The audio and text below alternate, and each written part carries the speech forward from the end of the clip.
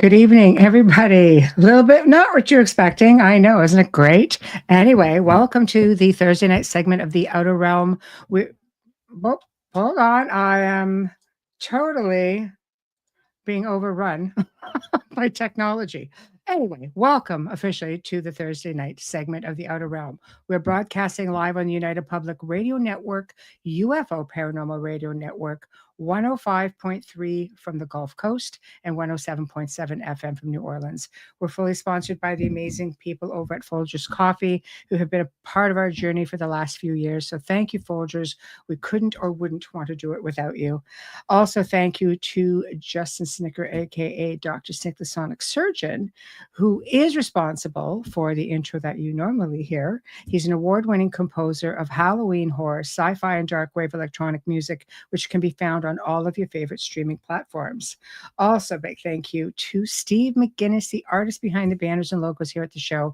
Check him out on Facebook and Instagram. Also specializes in the horror genre, but does phenomenal commission pieces. So, judging, of course, by this incredible video that you just saw, um, it is pretty fantastic, actually. Curse Waters, I have to say, I can't say enough good things about it.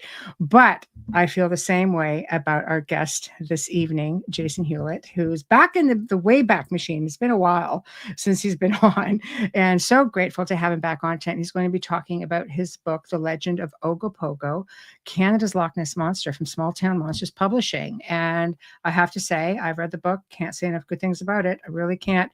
I'm going to basically post a picture, and I will eventually go in and add a link to Amazon or wherever Jason directs us, so you guys can go and check it out as well.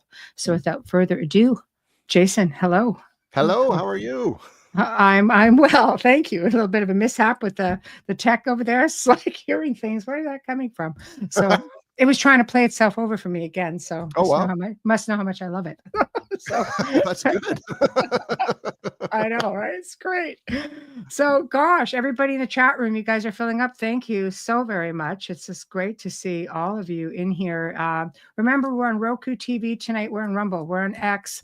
We are on 3 different YouTube channels, and we are on the Outer Realm Facebook page, to which this will disappear afterwards. And you're going to have to go to YouTube or to Rumble. So, yeah, that's right. Because Facebook doesn't deserve it.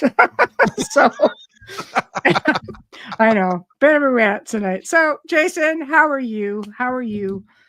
I'm good. I'm really good, thanks.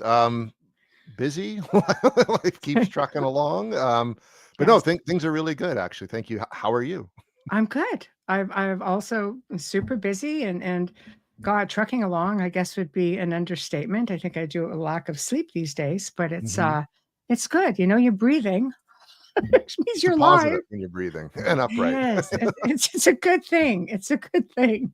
So you have this book that's out, and I'm going to present this. I'm going to bring it up on the screen for people to see it, because it's just, I was really, when I saw this come up on your feed, I'm like, oh, this is amazing. I love it. Isn't it a great cover too? Easton Hawke did the cover of it, and it's fantastic. It's great. And you know what it reminded me of right away is, have you ever seen the movie The Water Horse?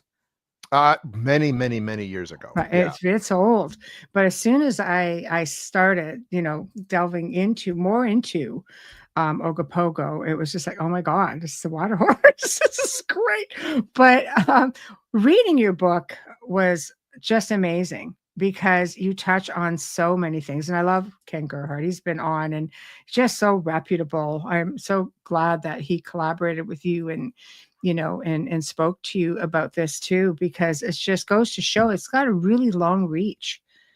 It's not just here in Canada for us Canadians. No, and I think that's what's interesting about Ogopogo, because I know Loch Ness Monster gets all the press, right? Always, yeah. All the press.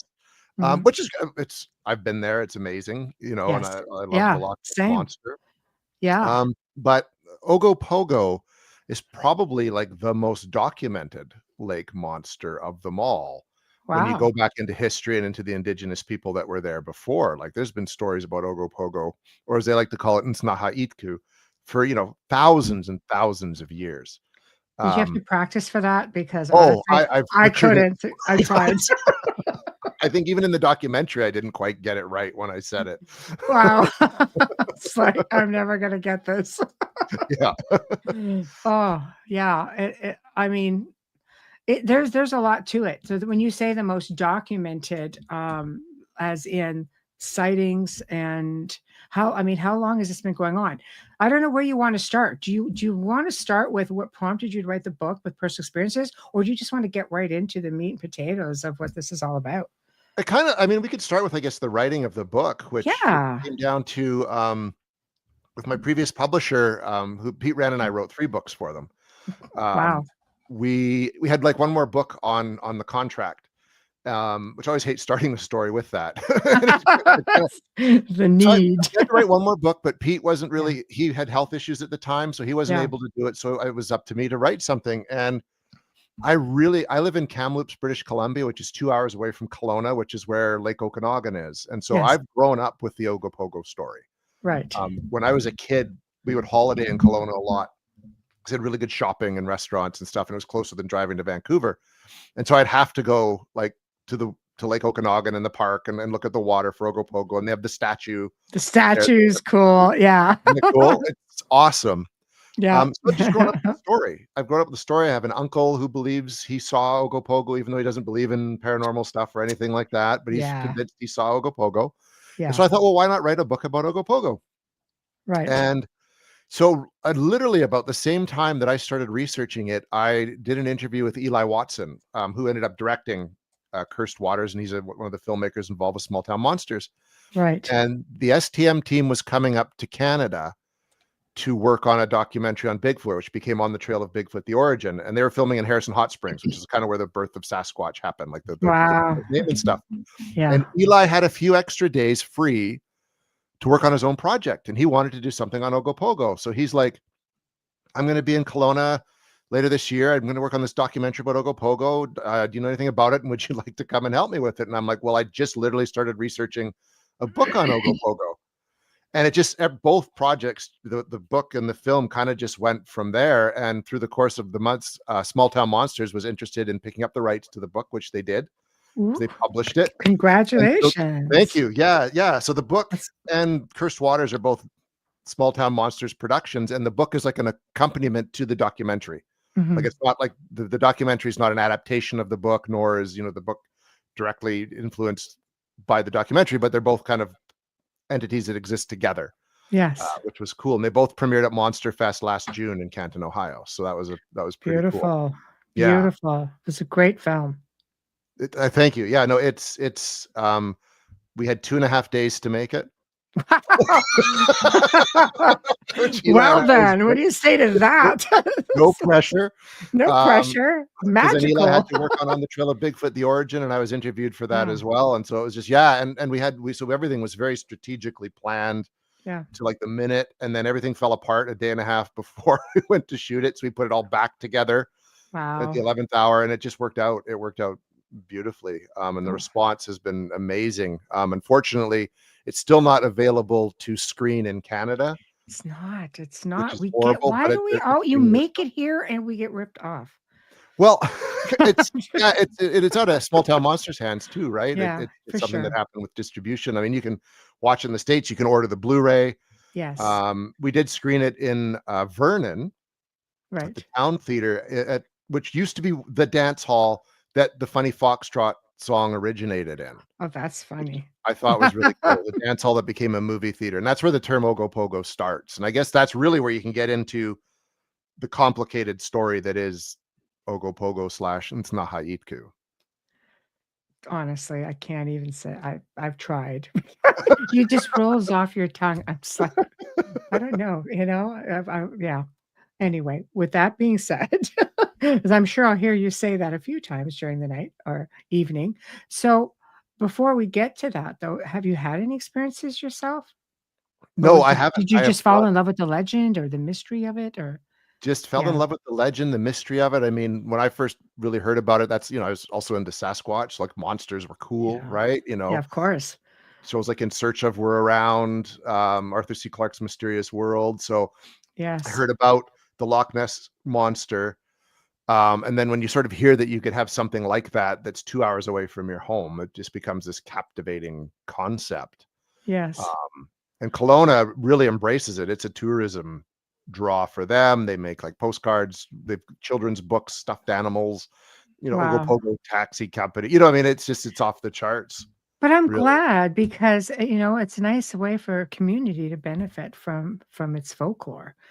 Huge, huge. I mean, for them to, I guess, acknowledge it for one, and then Yeah, yeah, that's really, it huge. brings people there specifically to look for Ogopogo, or just because they've heard the story and they want to see it. And it's a beautiful spot. Like the Okanagan Valley is a beautiful spot. It's got lots of wineries.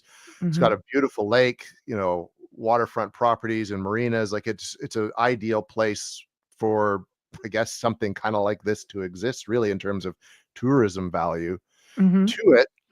And if you mhm. talk about, because I messaged like Tourism Kelowna, they're one of the first people I messaged, and they said they didn't want to speak about it, but they directed me to West Bank First Nations, because they said it's really their thing, Oh, for lack of a better word, which I thought was pretty good to that's acknowledge. great. Oh, I think it's Um, wonderful. yeah, and then so I was able to connect with Coralie Miller of West Bank First Nations. Of course, she was interviewed in the documentary as well. But that's where I learned that like Ogopogo and Snaha are two completely different things. Ogopogo isn't even a real word. That's one of the most important things to point out. It was created for a dance hall song, the Funny Foxtrot. Yes. Um, and because it references a creature in the water, people just associated what people were seeing with this word Ogopogo. And that's where that Mm. came from. And in fact, the community of Vernon owned the copyright to the name Ogopogo until like 2 years ago, where they Mm. graciously, quote unquote, gave it back to the West Bank First Nations, who really weren't interested in the word at all, because It's the thought that that's not the counts. water spirit. Right. Right. Oh my god. Well, I just love the whole allure of it. I mind you, I love it because it's also so Canadian. And, Yes. we have some great stuff up here, and, we seem to just take a back seat to some of, these things like Loch Ness, because people, I love Scotland, don't get me wrong. I love Scotland. I've got a lot of friends in Scotland. I've got family in the UK. I love I love folklore anywhere in the world that I go. But honestly, here in Canada, there's just so much here. And there's just not enough about it. I love, Canadian content. When you wrote this book, I was like, yeah, here we go. So I want in on this. So why don't we start then? What exactly is Ogopogo, and what really makes it stand apart from your traditional, sea monster sort of Well, allure? you could look at it in one of two ways. Either it is a flesh and blood Mhm, cryptid creature, mhm, a part of a very rare species, which is interesting because the description of Ogopogo with the long serpent-like body, the horse kind of like a head or a dragon with the horns sticking out, mhm. um, is actually, when you look at what most lake monsters are traditionally described as, that is what they are described as. Same with the Cadborosaurus off the coast of British Oh, Columbia in the catty, ocean. catty, yeah, Yeah, catty. catty. And actually, even earlier reports of Loch Ness Monster also fit this same description. The whole plesiosaur thing came about because of the surgeon's photo, which was been proven to be a hoax, but people always associate it with like being a plesiosaur, which it's not. So it's Like, basically a stereotype. You know what that feels like. right? Yep. So So poor Nessie. yeah, I know. Right. You kind of feel bad for Nessie because I it know. looks like it's been overshadowed by something that's just is, yeah, no, it was fake. And but everyone thinks a lake monster's a plesiosaur now, which is BS. Yes. Like Yes. it really is. So it could be this rare species that, if you look at a lot of lakes that have monsters, they all kind of exist within roughly the same geographical area, within a few degrees of each other. They're also very similar lakes, like Mm, striglacial lakes with salmonoid fish in it that could be good food source. mhm, Um, Lake Okanagan is roughly connected to the Pacific Ocean through like the Columbia River and a number of water channels. And if you also believe what the indigenous say, is that all the lakes kind of in the province are connected with tunnels, wow, and that this that's crazy. species could move from lake to lake. So if it is a flesh and blood creature and there's limited numbers of them, it would make sense you wouldn't see a lot of them because they're not just staying in Lake Okanagan. Mhm. They're moving back and forth to the Pacific Ocean. I know there's a lake, Shuswap Lake, about an hour and a half northeast of Kelowna, which has a monster called Shushwagi, Mhm. that kind of thing, and which also looks very similar. So it could just be this very rare aquatic species that we have yet to identify. And I know Ken Gerhard figures it'd have to be amphibian, Oh, yeah. because these lakes are cold, so it couldn't be a Mhm. reptile, and it couldn't be Mhm. like a mammal because it would have to surface for air. Mhm. I think he called it like I'm going to butcher this one, archaeosaur or something like that. That it Yeah. looked kind of was very almost like a kind of crocodilian sort of mammalia, sort of Yes, yes. species. That's kinda crazy, but you look at his little legs and stuff, that would fit. Yeah, Yeah. it kind of would, right? So Mhm. that's one theory out there. The other one, which I didn't think about and really learn anything about until I started researching the book, is that to the indigenous tribe, this is a water spirit Yes. that Yes. occasionally chooses to show itself in a physical form, but otherwise it is very much the lake itself, and it is something that they revere and respect. Mhm. They give offerings to, which of course the European settlers mistook as like, they're making like these sacrifices Yeah. to to appease the water demon that would then, if they didn't do it right, it would come up and eat them. This was Yeah. cemented by the story of John McDougall, who Mhm. crossed the lake with his horses, did not pay his respects, and then something started pulling his horses under the water, and he was forced to cut the ropes lest his canoe get sucked on or boat get sucked under the A water and as he well. had traveled this route before, according to Cursed Waters. He had Yeah. traveled this route before with his horses, so felt very confident in doing so. Maybe he just got a little too big for his britches and, Well, that's what Corley Miller says, and apparently oh, he was quite a player among the indigenous women, yeah, I caught right? that one loud and clear. It's like, So it could have been a "Okay." bit of payback as well. Yeah. If indeed it even happened, like it's one of those stories that's Yes. become kind of part of the folklore and part of the legend of Mhm, Ogopogo. It's a lake, though it could have been water current pulling horses down. You know what I mean? There's so many mhm, different things, but it has been mhm. accredited to Nsnaha-Itku. Right. Um, And it's so very deep, the lake. It could feasibly like, parts of it are up to, like, 2,500 feet deep, so it could feasibly survive. Oh, for sure, and like, I think it's like several hundred down to silt, and then it goes even further down than that to the bottom. Some people claim the lake could even be bottomless. It's very long, it's very narrow, it's a huge lake, so there's Mm, lots of places to hide, and again, there are the tunnels, which, Bill Stesiak, who we interviewed for the documentary and book, he's like the legend hunter. He's been an Ogopogo researcher, mm, for decades. He owns, mhm, Ogopogo Quest, website where he gathers sightings. He was involved in 2 expeditions, mm. um, and in one of them, they did find these tunnels beneath Rattlesnake Island, which is the area where Wow. Ogopogo is supposed to live, and there's water pressure coming back out of those tunnels. So, Wow. yeah, That's impressive. That's impressive. So, where there tunnels or caverns, yeah, cave something could systems? also live and exist in there, right? So, Mhm. but yeah, to me, it's fascinating. It's just the fact there's these 2 sides of it, right? Like the Mhm, very much, you could say, modern, materialistic, kinda capitalistic side to mhm, things, and there's this spiritual component to it, mhm, where if you do see it, like, just be thankful that you saw this very rare mhm, spirit that occasionally shows itself. It's very much the lake itself, and its health is tied to the lake itself, so there's very much an environmental slant to, you mhm. know, not Yeah. polluting the lake, respecting it. So this is a story that has so many different layers to it. Well, I laugh because, she's talking about, we'd go water skiing and while you're waiting for the boat to come back and get you, you're just hoping that you're not gonna get company sort of thing. But I love it. But I also love how she mentions that there's a belief that it could be a shapeshifter Yeah. as well. I thought that was very interesting.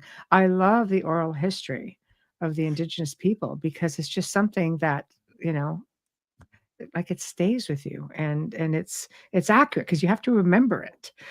Yes. Every Yeah, it's not written generation. down anywhere. It's been No. told, and, and they have the carvings and such Mhm, to it. Um, but yeah, it's just it's a real to me, that part, it just took me completely by surprise. Like, and I should have known that, it's gonna be deep, yes. yeah, that it's deep. And I mean, of course, people will say that, well, the indigenous people attach spirituality to every animal, so that's just them attaching. And that's an Mhm, argument John Kirk makes, who's a cryptozoologist up here in British Columbia, that mhm, but he also said that supports that it is this a real legitimate being as well, because they wouldn't just attach a spiritual meaning to something that didn't exist. So to them, It's even true. if it's a flesh and blood creature, it's been something that they've seen forever. Mm-hmm. That's true. That's true. Well, I mean, there's a lot of sightings. Why don't we talk about, I mean, some of the very first sightings, and then maybe that we can work our way over to the Folden tape. Sure. Sure. Well, I Is that know Susan Allison is the yes. first of the settlers that saw it. Mhm. And it's cool. Her cabin, where she apparently saw it from, is still at Quails Gate Winery, Wow. which is a very good winery. If you like, At if the you winery, want yes. We see wine, lots it's of stuff very good. after that, yeah. Yeah.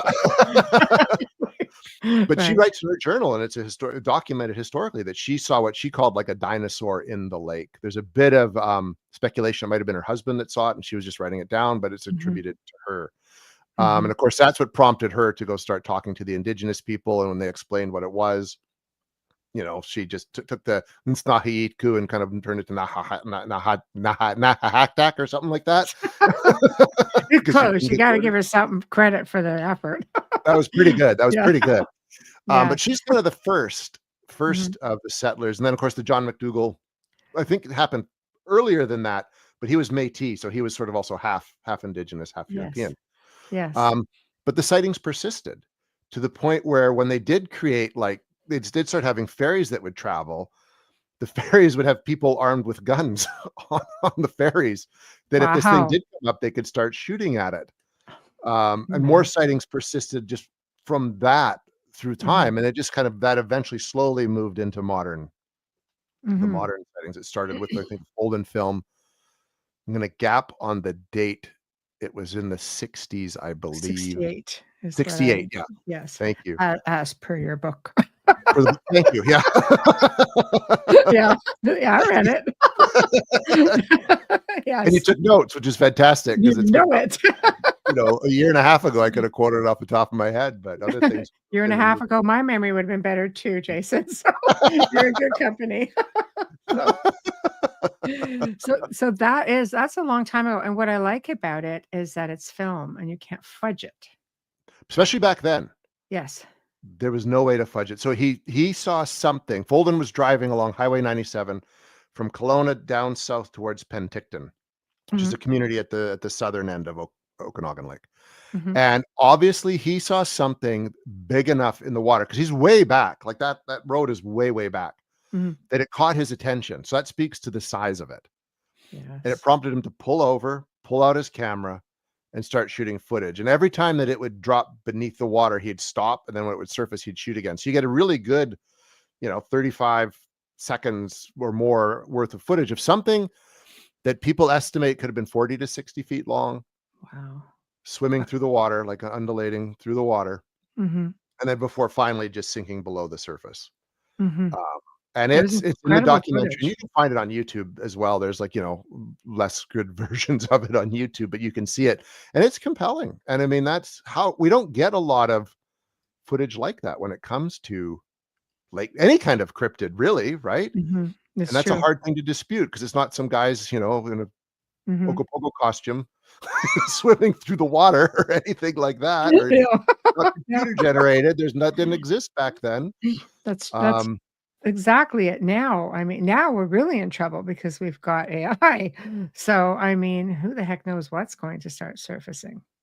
well, literally, right? Like it is a problem, and I think it's going to make legitimate research really difficult. And when you do get a valuable piece of, say, video evidence or photographic evidence, people aren't going to believe you anyways, Mhm. because you just use AI to create that, and that's really unfortunate. It's interesting to me because there's so many naysayers on many different levels, and when you have people who have obviously faith in the creator, you don't need to see the creator. You'll never see the creator, chances are, but we feel it, right? It's like Yes. within people. You don't need to be convinced of it. It's intertwined into your fiber. Even though chances are you are never going to see your creator until you get there, over the bridge, over the rainbow bridge, you know. But it's so difficult to think that Why is it so hard, do you think, for people to grasp the fact that we live with other really incredible beings? If you're thinking on the level of creation, okay, like I'm not a religious person, but I'm reasonable, and then if you're gonna create humanity, you're gonna create all of this. Chances are you're gonna create some pretty wondrous things. Why is it so hard, do you think, to just look at something like this and go, "Wow, that's crazy. It's incredible." It's like, I nope, think, I mean, it's kind of twofold. I think there was a time because people have been documenting this kind of stuff for like forever, long right? time. The Yes, Bible's got UFOs in it. you bet. You know what I mean? Like Yes, it does. And they yes, were seen in medieval times, and people have yes. been seeing monsters forever. I think as we've become more, and I'll say quote unquote civilized, um, Yes. you you just start letting go of that. I think there was a time like when Colin Wilson wrote a book. I'm sure I've talked about this before called oh gosh, I'm gonna gap completely on the occult. It's literally called the occult. Yes. And he called it Faculty X. And so when we were not living in gathered communities and we were relying more on the land and on our instincts, we could Mm, tap into that and we would see these things, we would understand it, we would accept it. People were communing more with spirits. mhm, Um, and then as we became more industrialized and it became more about like making money and mm, producing things, it got schooled out of us and churched out of us. And then science didn't want to pay attention to it because you can't quantify it in mhm. a lab. And I think that's what happened. So now when people see these things, they're either afraid to talk about it because they're going to get ridiculed, because that's what would happen forever. It's only really, if you think about it, in the last like 10 to 15 years that this has become really an open conversation where shows like Mhm, this exist beyond it, like Coast to Coast AM. mhm. You know what I mean? So you get ridiculed by it, and then other people would just like almost dismiss it. They just like, nope, I didn't see it. Or they Yeah. try to explain it away, because I think if you accept that you saw something that you can't readily explain, it changes the whole way you view the world, and that really freaks people out.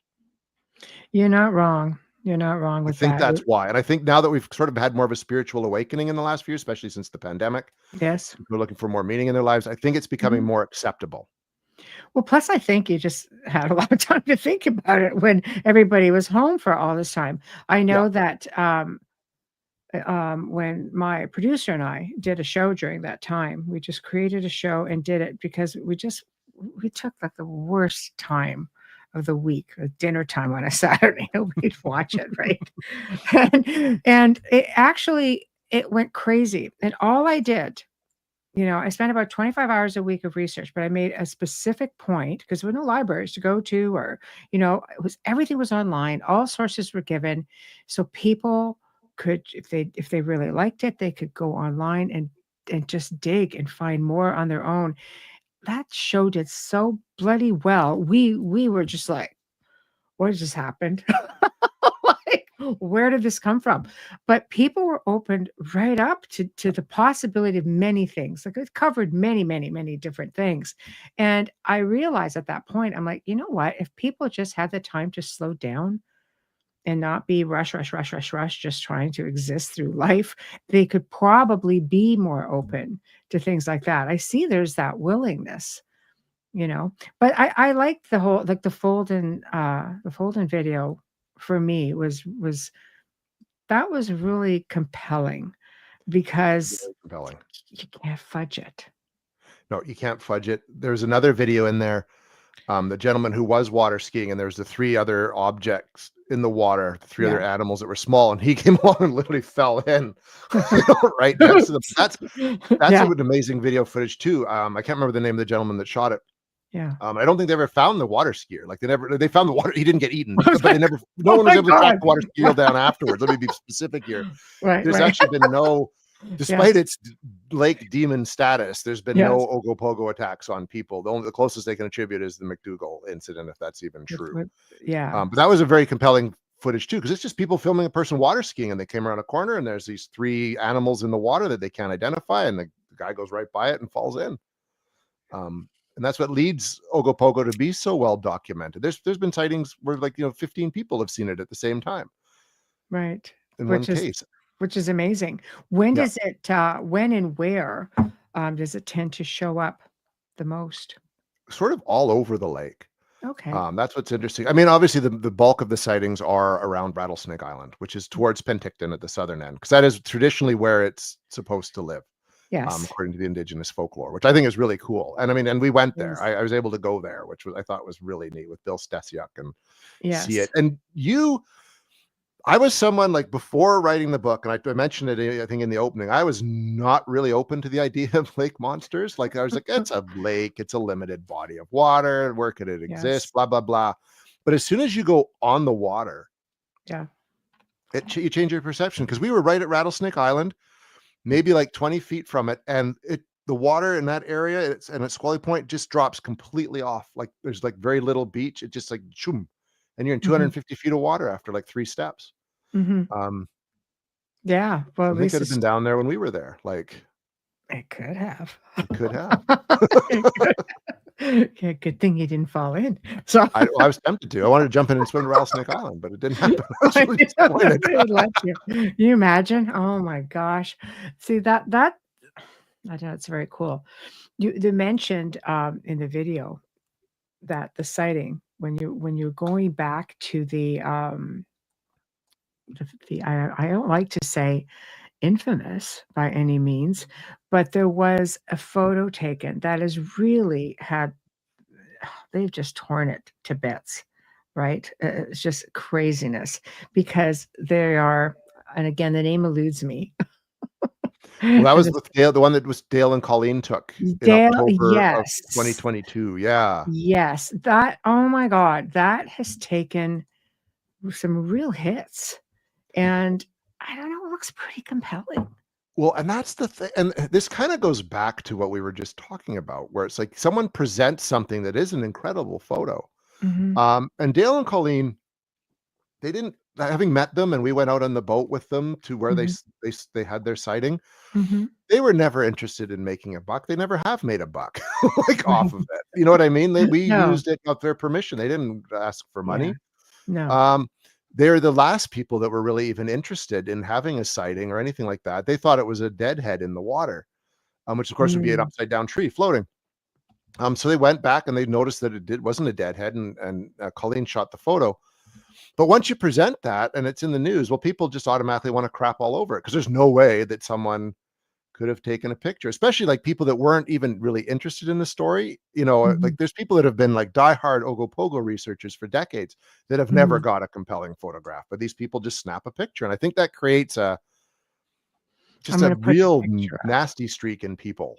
You know what I mean? It does. I'm gonna put it up. I'm just gonna Yeah. put up like a Google search picture on it so people could just look at the different ones, but this is the one here that's I mean, it is compelling when you Well, it look at this is. thing. I'm trying to It's get a and it's bigger about picture. they said it was about 3 feet across the head, if it Hold was the on. head. But you can see, like, Yeah. when you look at the statue, it's got like the little horns, which that's part of the Ogopogo statue, and we've got it on the cover of the book. Yes. It looks like a face with eyes. Yeah, So it's there got it that is. kind of horseish, dragonish head to it. It does. And who actually said that when they're looking at it, that it looked more like a, um, what the heck was it? Was it Oh, a a crab? crawfish. Crawfish. That's John Kirk. And there's no way that that's a Yeah. crawfish. Like, the I crawfish don't look like that. I And mean, they're yeah, not 3 feet across either. Like, no I sh disrespect to Mr. Kirk, but I don't think so. Like, it just, Eli and it I, doesn't look like a no, floating crawfish, no. we're convinced. The same with, I think it was Carrick St. John, who's another cryptozoologist, looked at it, and feels it's compelling because he pointed out that you can see what looks like a neck, a long serpentine neck going Ye below it and into you the could water. see the white, a little bit Yep, of a lighter, um, lighter color. lighter color right underneath it, And and it I wasn't have to moving, s it wasn't bobbing up and down. And no, we saw and driftwood out in the water the day we were there, and it's all bobbing up and down, right? Like, yes.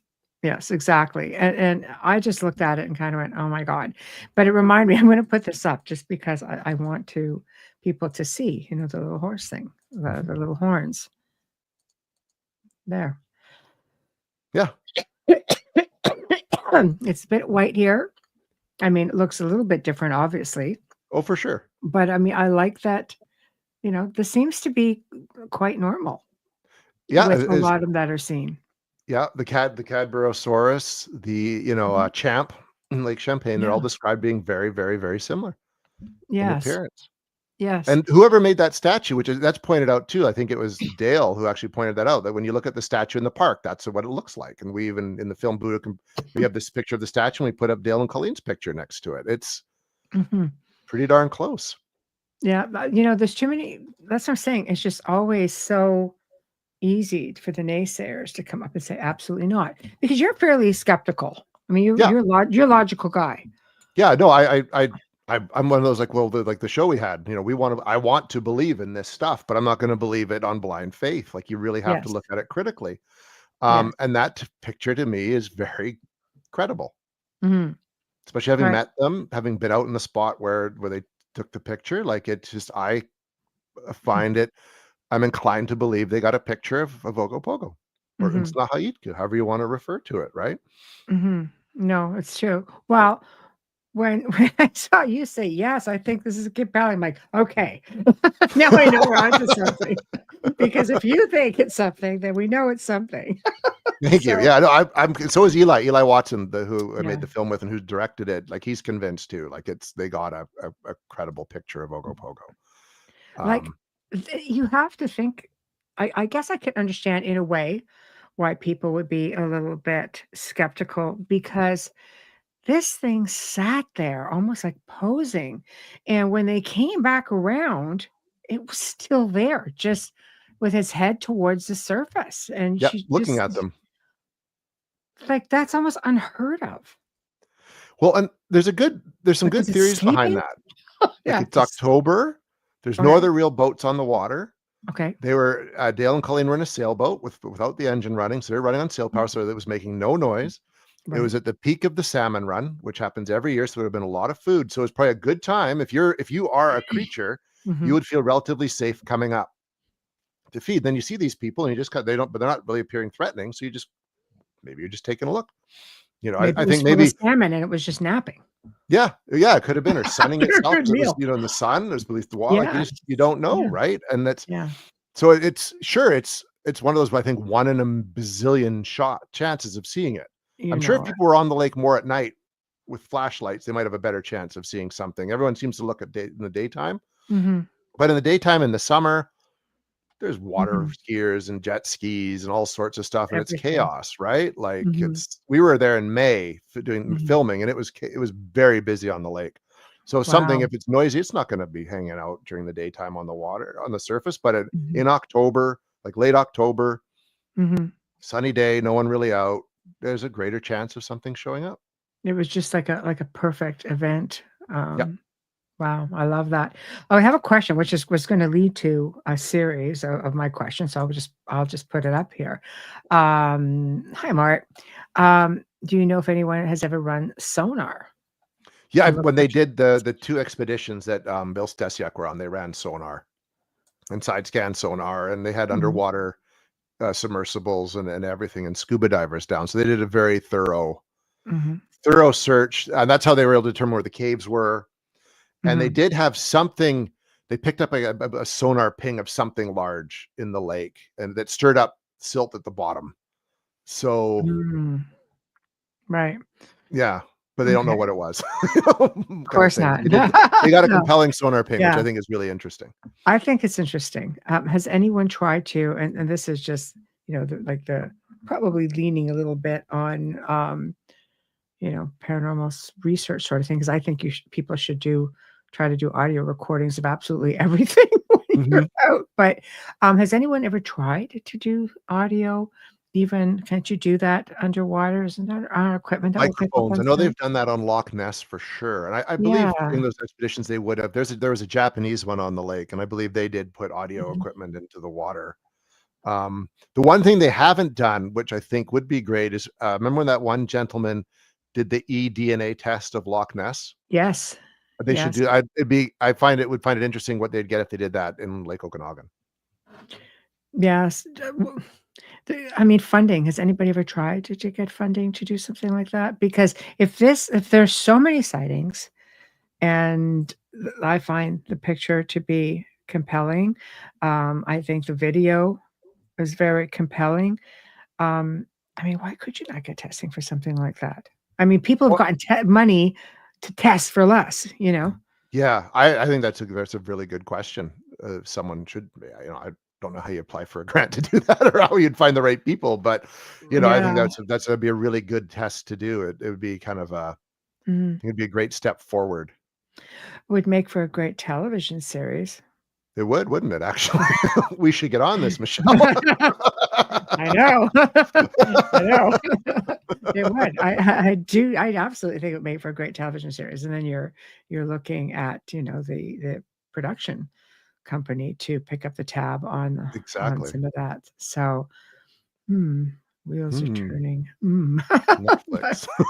yeah, it's like, I think it would be great. I think DNA testing is amazing. I think, looking and exploring these tunnels. Yeah, actually being able to get down, Mhm, and make that a big focus. Do you know what I mean? So that P send, because especially now, like I know the ones that Stasiak did, they were like like late 90s, early 2000s. So the technology's improved that you could send little like underwater drones in, right? Not fear mhm. of getting a diver stuck in there and killing someone. Yeah, I You don't could wanna do totally do that. that and see just how far they actually go, right? Like, Mhm. Well, I mean, if it opens up into something yeah, huge somewhere, under the island and somewhere, it would be interesting because at least you know where it would spend time. And do you know if there's more than one there? When these water skiers saw 3, three, yeah, and um there's been several sightings of like more than one and smaller ones and oh, larger ones. So there's definitely a population. I think that's the only way you could describe it. You couldn't say how yeah, many, but there's a population of these creatures out there. that's so fascinating to me just to think that you're sharing space with something so magnificent, and Yeah, John nobody Pertwee saw one. nobody wants to research. It's like going out and looking for freaking King Kong, you know what I mean? Like, It's like, it why just wouldn't you want they're to? right there. I know, I know. Why would you not want to? It just seems like you've got this fairly docile, there haven't been reports of any attacks per se. Mhm. It seems very, very docile, and the indigenous seem to think it's very, very docile, or at least unbothered. Yeah, But Wayne makes actually a really good comment. He says, keep in mind that animals that have no history of human violence towards them, they have an inherent curiosity regarding humans, especially if it's in a quiet settings. Example, penguins of Antarctica. for sure, and that would explain the Dale and Colleen's incident. The Yeah. if what they saw was curious about them as as Dale and Colleen was curious about what they were seeing in the water, right? Like, it's just one Mhm. of those things. If you're not I mean, if they had seen it and thrown something at it or tried to hit it with a paddle, that could have gone very different. You know what I mean? Maybe. S Oh, yeah, what is it? Let's poke it and see what it Yeah, that would be is. smart. Like, like It might make for some good footage, but, yeah. you know, No, thank yeah. you. Interesting. So Kathy says, after we mentioned the TV series, don't ask the Smithsonian. No, no, we don't want the Smithsonian hand in anything. They're Not at all. terrible. No, thank you. Oh, they're terrible. It makes me realize, I mean, this is a pretty sacred place. Yeah. This whole area is considered to be a very sacred place. Are there other sorts of activity there? Like you mentioned Bigfoot, you mentioned, like paranormal stuff. I mean, they all seem to go hand in hand. All of it, UFO activity, all of it. Everything goes full circle. Do you have reports of any of that in that area? Like, not extreme. I mean, because we investigate, our team, Canadian Paranormal Society, investigate all over the interior. So we've done investigations in, like, Vernon. We were just there last night. Mhm. Yeah. Um, there's nothing out I hate to say out of the ordinary. Like, you Right. know what I mean? Like, it's not like Skinwalker Technically, Ranch yeah. or anything like that. I mean, Highly there's strange. reports Yeah. of hauntings at various locations in the Mhm. in the region. Sasquatch, this whole interior is Sasquatch country, and people do see UFOs, right? So there's nothing. I wouldn't call it like, yeah, it's nothing out of the ordinary. I think like Ogopogo and Snahiku would be the big thing That for the big region, but thing. there's all sorts of activity all over the place, right? It's called Mhm. Supernatural British Columbia for a reason. Yes, it is. Yes, it is Yeah, indeed. I mention it because I tend to, well, before I mention this, I'll back up a moment yet again. How does, um, the other life What kind of other fish or such aside from salmon are found or wildlife found primarily in and around the water? Like, how do you think there's a reaction from them when Ogopogo's around? That's a really good question. I don't know if anyone's really heavily looked into that. Like, you know Right. what I mean? I know that Yeah. it's a lake. It seems to be stocked as any lake would Sure. be. The salmon is the primary um, Food fish. source. People seem to say Yeah. that there's sturgeon in there, but other people say there's no sturgeon in Lake Okanagan, right? Yeah. Um, so yeah, there's Mm. been no, and it doesn't seem to be any great. Like whenever people see Ogopogo, it's not like suddenly there's like the birds go flying, taking off, and No. people see No. walking on No. the surface or anything like that. Mm. The Yeah. closest would be some of John Kirk's sightings where he said what it looked like when it would go under, there'd be like almost like an oily residue left on the surface. And they Mm. did find what looked like chewed up bits of fish and shrimp, almost like Yes. it was regurgitated out, but no actual sign of Ogopogo at that Mm. time. But they've speculated that maybe that was the Yes. it had ate and that's what it just left behind. I kind of wonder because sturgeon tend to be huge. Sturgeon can be very big. I mean, and Yeah, if are we looking you at could easily mistake Paradoria? them for a prehistoric monster. Like, Yes, yes, yeah, yes. Well, it's funny, my grandparents had an island on a place up in Northern Ontario, on a lake called Wanapate. Jacques Cousteau, actually. I remember stories of the locals there talking about how he came up to research it because they believed some parts of it were bottomless, and they had a tale of, an aquatic being that they called the monster. okay. And my grandfather, being an World War II veteran, "Ah, go get this thing." It's like, "Okay, grandpa, calm down." You know? So, and and honestly, he had fishing reels. I already thought this was me a thing, but the reels on these things were like cable were this big on a Wow. handheld rod. I'm like, "You are going over, man." Like, this thing gets a hold of you. And it just for years and years, the local talked about something there, and Cousteau went out there and they tried to map the bottom of the water, and there were sections of it, that were, bottomless, and they had all these undertows, and, we thought, "Oh, God, it's a big sturgeon or something," and one time, something came up beside his little boat, and you could see it had been clipped by motors and things like that, and he goes, "It was massive. This thing had to have been probably 20 feet long," and I'm thinking, "Oh," like, he just gauging the size of his boat, Yeah. which was, like, probably like 13, 14 foot. So he goes, "It was considerably longer than that." So I don't know, do sturgeons even get that big? Because this thing's 40 feet, you're talking. I don't think they get that big. Like, that's the thing. I mean, Mm. a sturgeon could be 10 feet long, maybe a I little see. long. It's still big. I mean, it's It's big, this big. It could do some but major not 40 damage. feet long. Not 40 No. feet long, Well, and 20 even is 20, I is think, would be stretching it. yeah. And one day, this thing just ceased to be. That was it. It was just it, and people just stopped seeing it, stopped talking about it. So it's interesting to me. But there was also, again, why I mention it is because there was tons of UFO activity up there. And, it just seems to go hand in hand with these, you don't know. Is it flesh and blood? Or is it like the indigenous say? No, it's a spirit. Is it dimensional, interdimensional, multidimensional, multiverse? Like, who the heck knows? What are they really? But I always found that fascinating. So That is really interesting, especially because it stopped. yeah, Like, it it did. just stopped. People stopped seeing it, and then they stopped talking about it, right? Like, Yes, yes, and this seems to have been going on with Ogopogo for obviously like well over 100, 150 years. It's still, well, it's in the it's just, thousands, right? It goes back thousands of years, and people are yes, still having sightings. There's a couple sightings even last year. So, wow, yeah. wow, I don't think it's going away anytime soon. It happens in peaks, you know what I mean? There's some years people see it more and mm, others less, which could speak to the fact that it's not always around. You know what I mean? It could be yes, moved on to another lake or back out to the ocean or who mhm, knows? mhm. Have you mentioned Carl Sagan, and I find him I find him extremely interesting. I've always found, his work to be very interesting. Have you ever heard of the Order of the Dolphin? I have not actually. Carl Sagan and a bunch of other, scientists, created this group, and they say this was the birth of SETI. Okay. This was the onset of SETI, because they believed that dolphins. So again, I just want to bring the attention to the aquatic side of things and the intelligence, that they were able to communicate with UFOs and extraterrestrials and so on. With dolphins. Yep, dolphins.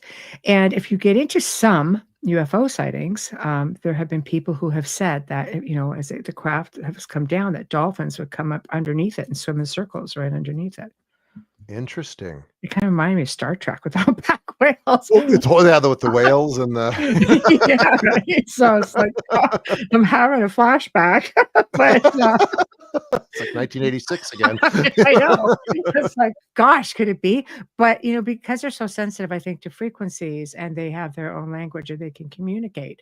I tend to wonder if that's why, maybe some of this activity that comes in, if you've got this incredible creature, this being, if it comes through and communicates, I wonder with other, beings of high strangeness. It Like would be Cocoon. interesting, right? Yes, that's right. Like the movie Cocoon. Yeah. Well, it's Star Trek. I mean, to me, some of like these creatures or our wildlife tends to be very sensitive to things like that. Well, even like And domestic animals, cats, yes. dogs, they pick up on things that we can't see, right? So, Mhm. and I know that there is a growing movement, and I'm glad that people are talking about it more when it comes to, let's say, more with Sasquatch, that other Yes. phenomenon occurring at the same time. Mhm. People even having kind of weird paranormal encounters with Sasquatch, right? There's people who say they've been abducted by aliens and they're on the spaceship and they see Sasquatch on the spaceship. I've heard Um, that. which Yeah. is like, that's pretty out there, but people are saying that, right? Yes. So I'm a big believer that this phenomena is interrelated. I know that kind of Mhm. makes me unpopular amongst cryptozoology people, but I'm not a Yeah. cryptozoologist, so I Right. don't care. We're So just gonna lean on the quantum side of things for a yeah, moment. and I think Yeah. it's something we Yeah. need to look at because I think Yeah. that's where we're gonna have the best shot at finding answers to all this stuff. When you look at Mhm. multiverse theory and that Well, kind of, John and Keel quantum was physics, I onto think it's all something. related to that Yeah. somehow. I don't know how. Mhm. John Keel's work really That's touched a right. lot on all that, and I think that to me makes a Yeah. lot of sense. Yes. Oh, absolutely. I mean, let's face it, there's everything is connected. Everything's vibration, frequency. I think beings that can communicate this way and telepathically, there's definitely something to it. But I mean, you have those who are the primatologists who are just like, no, this is definitely from here. This is the way it is. Well, apparently reptilians are from here too, living underground. Can we talk about that? So just saying, just go talk to the Hopi. They'll give you all kinds of stories of crazy things living underground. There are definitely there are things like we're not the first kick at the can here. No, no, we're not. I Yeah. think that's why people are resistant to that concept as well, because it just changes the whole perception of what life on Earth is Mhm. and how it works, right? And I think that's kind of what we were talking about earlier. It freaks Yes. people out. Yes. Because it's very easy right now. We like our little boxes that we can kind of put things in that make all logical sense. And Yes. so right now we've created a very orderly way of seeing the world, That's right. and how it works. That's right. Right. Yeah. So forget it. We're not going to play around with that at all. I think that's where people get turned off. It's Yeah. funny how the people who seem most skeptical about things like Ogopogo Mhm. and whatnot are people who have never had an experience. Yeah.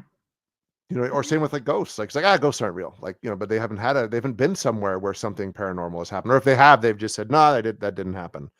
It's because it's all demons, Jason. It's all Don't get me started. But no, yes. no, It's but no, all demons.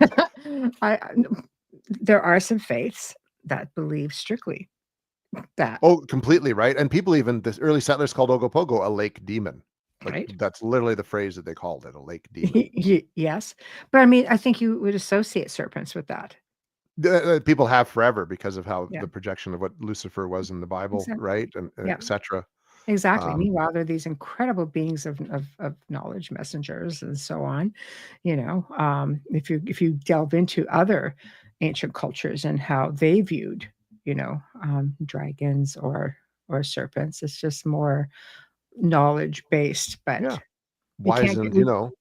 like, it's conditioning sort Yeah. of keeps us on, So now you got this big 40-footer just serpenting its way through the water. That's gonna freak some people out. Oh, for sure. Especially because then I think that was kind of what I mean, there've been news stories about Ogopogo, you know what I mean? Like I was Mm, saying, and there was like the song, people are having sightings, but I think when that sort of started making rounds, that was like real photographic photo video evidence. Like you said, it's mm, mind blowing to see that mhm, because those just didn't exist back then. mhm. No, Yeah, that kind of 100%. footage, right? Like that'd be around the same time as the Patterson Gimlin was like late 60s as well, right? Yes. Yes, Which is a whole other exactly. topic. It Like we could get it into about it that, it but is, but it's not far off. I mean, when you look into different parts of the world, like, let's look at Alaska. Again, not super far from where you are. You're no, kinda not at like, all, not at all. right? And they've got their stories and lore about sea monsters there and Bigfoot, like Sasquatch, UFOs, bases, triangles. I mean, you notice, like, when you look at stuff like this, they have the full gambit of, like, everything. Yeah. It's craziness. It's like, how you guys luck out with everything. I wonder too because those connections weren't made before. So do you think that that's Yeah. like people now just talking, like willing to kind of lump it all together Mhm. now, I whereas before they like to admit to seeing one thing was almost too much. You know what I mean? Like you talk about, I saw the Bigfoot, I saw the lake monster, or the UFO. all came out of the triangle. It all came out of the triangle, but I'm only going to mention one of them. You know what I I mean? know. So, but I'm willing to talk about all of it because Yeah, and let's Skinwalker not Ranch forget the is a TV show pyramid and too. popular now, Yeah, the right? pyramid Like, over there or 2. So, I yeah. know. It's a full gambit of everything, but I think it's like anything, media has its place if it's done properly. People say, yeah, people who just never leave their sofas, like, they don't have they don't all have the privilege or the finances just to go out and explore all these incredible places, and they do it, basically just through what they see. And when you can watch a podcast, like even right now, you have people just, here in the stream, just connecting with one another and sharing of the sharing of ideas, I think is wonderful. And somebody who may not think to maybe ask the right questions that might lead them down that different path of discovery. Maybe people who have seen, the documentary and read your book might saying, you know what, it's doable to go to Kelowna and have a Mhm. sighting and maybe check it out. If you're a little bit closer, I'd do it. For Oh yeah, years no, since I've been it's out west. easy. I'd love to go back. Dave Schrader actually challenged me to go for a nighttime swim in Lake Okanagan to see if I see anything in the I lake. say do it. I'm just waiting for it to warm up, like, 'cause it's cold, like, I right know. now, Maybe invite Dave Schrader to join you. right? So it's like, yeah. You know, I mean, safety in numbers, I say. Oh, for sure, yeah, and I'd want someone else around for sure. Well, somebody's gotta film it. Yeah. Oh, but I do think it's really wonderful. It makes you wonder how many other areas that, Canada's loaded. I mean, loaded with lakes. We have so many lakes and dense forests and incredible, incredible places. What else is hiding in there? Yeah, and a lot of lakes in Canada have monster stories. They do. They actually they legitimately maybe not as well published as like say, Ogopogo or Champ or anything like that, but you hear But these stories are kind of also tourist places, right? yeah. Those yeah, Yeah, those are the tourist places, but there's yeah. little lakes where people maybe only have a handful of cabins where people have been seeing things, Mhm. for a very long time. Like the lake, the story that you were telling earlier, very similar to that, right? Yeah, whole community. I mean, it's just a small community, in Northern Ontario. So it's not like a lot of people go there, but I mean, it's a big lake, a lot of properties up there, and that have been there forever. But back then, people would, like, my grandfather would take up there for like a month or two. Like, my Mhm. grandmother home with 6 kids. Bye. You know, this is okay, yeah? So, And but it was, I guess. I guess it was, yeah. So, but I mean, it wasn't uncommon to spend, all this time out in the water, and the water sustained you back then, right? Growing I up, I mean, was the yeah, same thing. We had a cabin at, like I said, at Shuswap Lake, and we'd be out there the whole summer because my yeah, mom was a school teacher, so we'd just go out, and my dad would commute back and forth. mhm, And that's where I saw stuff out there, you know what I mean? Like, that yeah. over all the years that were really interesting, and I was convinced that there was something in the lake too. but So, also speaking to what you're saying, a friend of mine was out same lake, like we'd go out there all the time, and me and a buddy were out there, and he said he saw lights come up out of the lake and wow. then just fly off. And I've seen like I would see like I guess you'd call them like orbs, but they weren't like orbs like what people Yeah, talk yeah. about, like balls of light moving around on the deck. Yes. There was like stuff going on in the woods, like Mhm. there was like it's a spot where like I think it's just water's like a conduit for this kind of stuff too. Yeah. There's that belief, right? And Mhm. it could be a crossover point. So why Especially, wouldn't you have a bunch moving of water. activity? No, well, it makes sense, Yeah. and do you notice how a lot of cryptids as well as, UFOs or UAPs have orb activity? Mhm. And that Let's we're not not talk talking we're to not or talking when about we say orbs, paranormal we're not talking to activity. stuff in pictures that's No, usually no, no, discussed. no, We're you talking see like these big balls of yeah. light. Yeah. Yes. Yeah. That seems to be a thing. Yeah, it does. And it does, yeah, people have seen that around Sasquatch, they've seen it around Yes. UFOs. Yes. Um, Ronald Murphy wrote a really, really good book about like, I think it's called Lights in the Forest or something. I can't remember, Phantom Lights or something like that. Yes. Like it's Yeah. yeah, Yes. It's crazy. They just seem to have a life of their own in the way that they behave, yeah. It's It's an just intelligence. It's behaving as with intelligence. That's the thing that's interesting. And that's like with all this stuff, mhm. including Ogopogo, there's an intelligence behind it. Like for Mhm. something just to sit in the water and watch someone in a sailboat, right? Like it's scrutinizing and it's paying attention and it's probably determining whether you're a threat or not and Mhm. what it Well, wants to do. it's incredible to me that you have this immense, just amazing being. You have to look at it as anything other than being this incredible being just examining you and being so close to you with such a gentle approach. It Mhm. sure goes against the narratives of the ancient sea mariners, the Oh, big Kraken time. and just gonna wipe you out and, it really goes against that narrative of the old lores. It all of them, like, if you look into the stories about, Cadborosaurus and Mhm. Champ and even Nessie, there's no real accounts of these things being aggressive towards people at all. Mhm. That's like some that horror movies wanna make it a big scary thing, you know what I mean? And things like that, but Yeah, narrative it's again. not. Yeah. Yeah, I know. None of Yeah, these things are. Even like, I mean, Sasquatch, you do have stories, like some really aggressive stories, which is, we're not yeah. talking Sasquatch, but that's something Well, where we can there's talk seems to about be whatever both. you want, it's your show. So, I You know what I believe mean, though? But everything's connected, so, you know? yeah, but lake monsters typically aren't. Like, they aren't Yeah. you don't hear about pulling, eating people or pulling swimmers down or anything like No, that, like no, no. I think if you end up with anything with it's people panicking, yeah. like you make mention at one time where you were in the water and you thought something brushed up against your leg, Yeah, and said could have been a fish, could have been, it's see, lakeweed, you know? it could have been. I was smart. I didn't swim in Lake Wanapitang. I remember those stories, but there was also a lot of bad currents and whirlpools. So For it's sure, just right? And that's yeah. just it. That could have been anything, but it just got me thinking, you know what I mean? Mhm, Thinking about the whole lake mhm, monster idea and the stories of Shuswagi and that lake and, Ogopogo, and mhm, that was an experience that stuck with me mhm. for whatever reason. Well, I mean, you little boy liked monsters. Oh, yeah.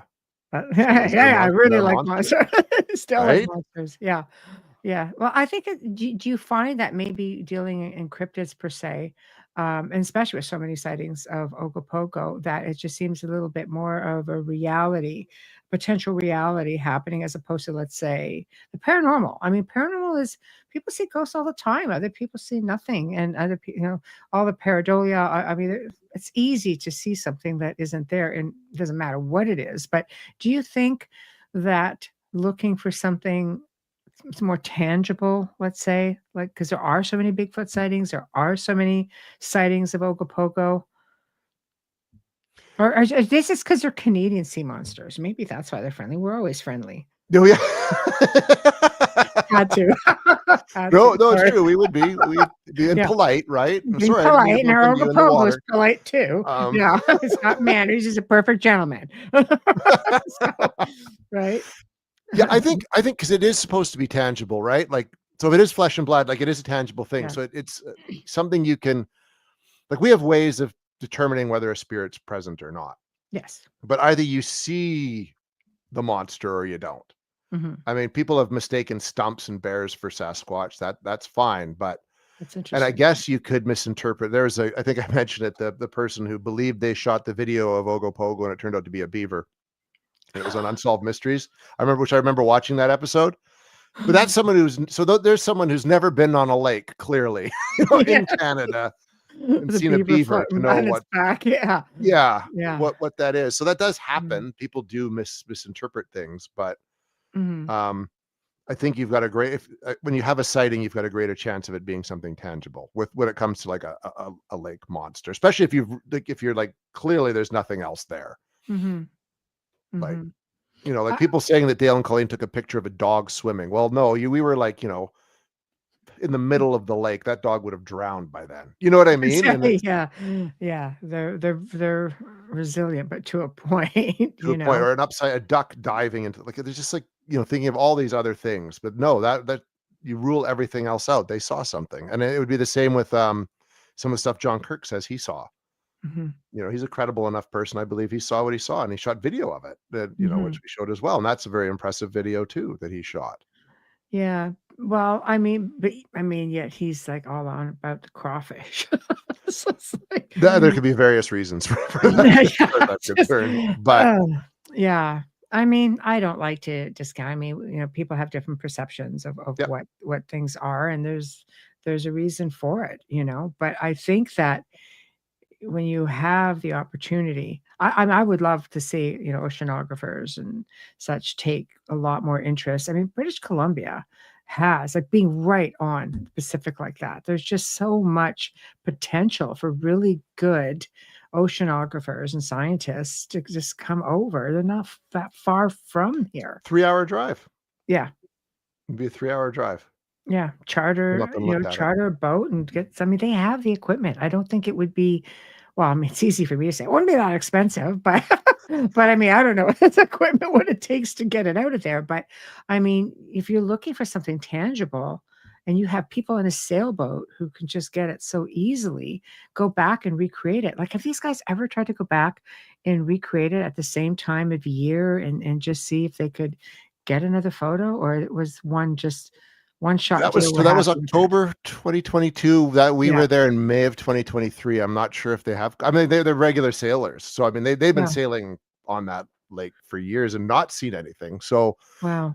if they went back out in October, maybe they would. I should text them and ask them if they It'd be know. curiosity, like, have you ever Yeah. tried to go back and just go back to the spot? Because obviously, it was quite content in this location. It didn't seem bothered by them at all.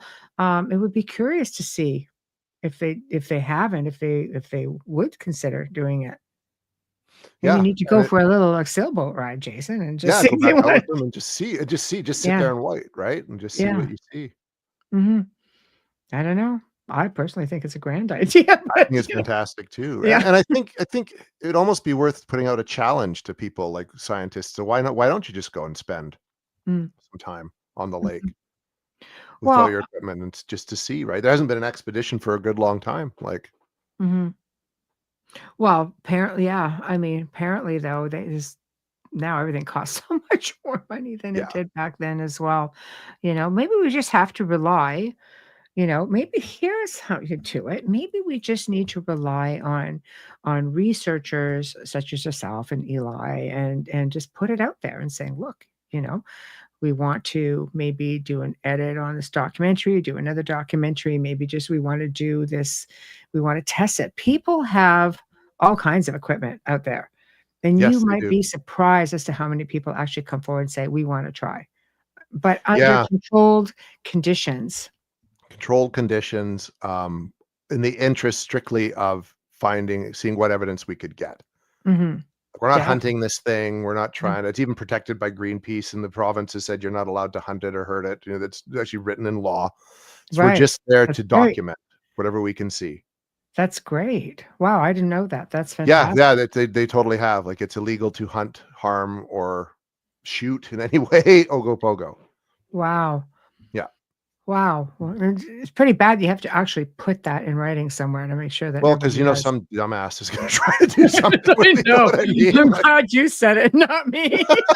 well, they will though, that's the thing, right? Well, we'll prove once and for all. I'm gonna shoot it and drag its carcass on the shore, like, come on. I know. This would be such a rare endangered species. Yeah. Like, you wanna respect it and just leave it be, like, you know, Mhm. I think we forget that when we go looking for these kind of things, that it is a, you know, if Mhm. it is this animal, it is a rare, extremely rare, possibly on the bridge of becoming extinct species. You wanna preserve it as best you can Mhm. and let You it do. thrive. You do. But you have to have a healthy respect for life Yeah. I don't to know if we have that as our species has that anymore, you know what I I know. mean? As much. No, I mean, there are some great people out there, but like you say, then you've got these other people who are on this quest to prove. I mean, you see it with Bigfoot all the time. They Mhm. go out and shoot this thing. What for? But I think there are actually some states where it is illegal. Like if you kill them, it's like murder. You get charged Yeah, for. it's the same thing in certain states, right? They definitely want to Mhm, preserve Sasquatch, you know, because I think mhm, people I think, like, any of this, wouldn't it be awesome to say, "Yeah, prove 100% that these things are real, mhm, and that we're living alongside them," mhm. and then just leave it be. But in a perfect world.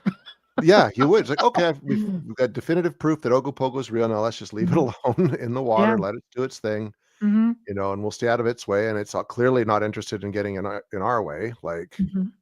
Exactly. So, do you know, in the lake, do they lead to other does it lead to other lakes? Are there waterways that takes you out to the ocean per se, or is it it are you does, going yeah. so far? So Lake Okanagan, if you go down towards Penticton, there's kind of like a canal that goes to Skaha Lake, and then that leads to a river that leads to the Columbia River that goes out into the Pacific Ocean. So is it quite a hike? It'd be quite a trek. Like, you would definitely for a species to make that trek, it would take a long time, but Mhm. salmon do it. Like the salmon run it, they do it every year. So it is doable. I mean, the Right. argument people make is, well, we'd never see an Ogopogo in, you know, in the Columbia River, blah, blah, blah. But I mean, are you looking for Ogopogo in the Columbia River? Like, Is the Columbia River deep enough it for is, it's deep for a enough. I 40 think it foot? would be. I think it'd be like the Fraser River. There's parts where it's super deep and there's parts where it's more shallow. But you know, Yeah. but something Yeah. could make it for Right. sure. Hmm. So if it can move around that freely, it makes I could see how you would have other ones coming in, no problem. Yeah, and coming and going. And so what people are seeing as the Cadborosaurus is probably also what people are seeing as Ogopogo. Like, it's the same species Mhm. moving around. I'm just listening to my wheels are turning, that's why I'm I'm just That's quiet. okay. So, no, it's very fascinating to me because, there's so many traditions, or you say this has been going on thousands of years, and they've always found a way, but now, unfortunately, we build everywhere. Yeah, And this is an area at one time that was it's still very sacred, but very sacred. Respect the water, don't build here. And what do? We come we built around there.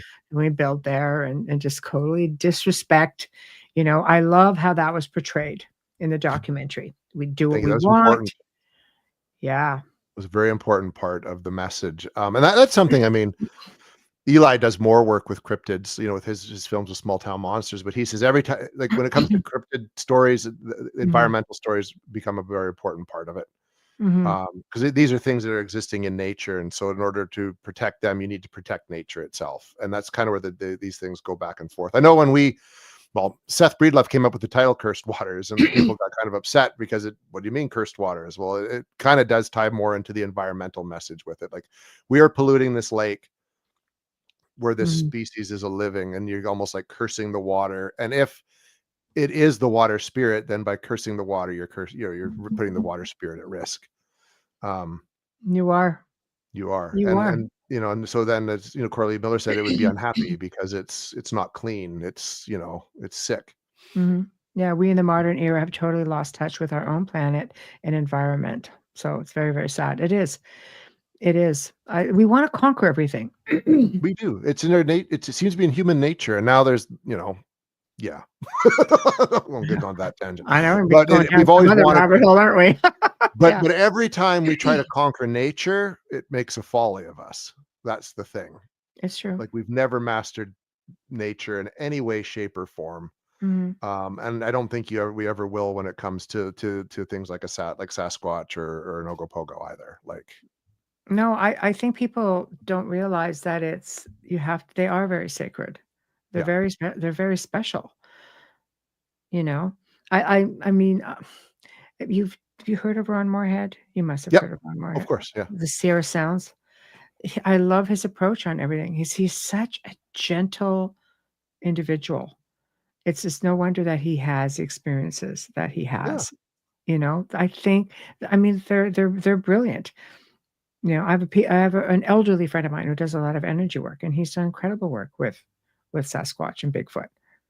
Totally can communicate and, this whole telepathic thing, and this guy is like he's elderly, and he's just like, "Well, because I'm not like everybody else," and he's really not. No, I think when like there's a common thing when you do, because I've begun working on a Bigfoot documentary.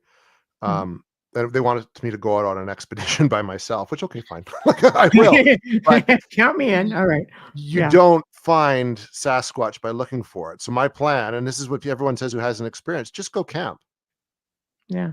light your fire, just sit there, stare at the moon, eat, and if something happens, Just you can set up your trail cams and stuff like that and audio yeah, equipment, but yeah, you can't like treat it like you're going hunting moose. Like people have their experiences when they're just sort of relaxing and chilling out yes.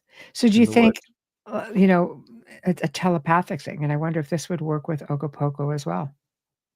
That is a really good question.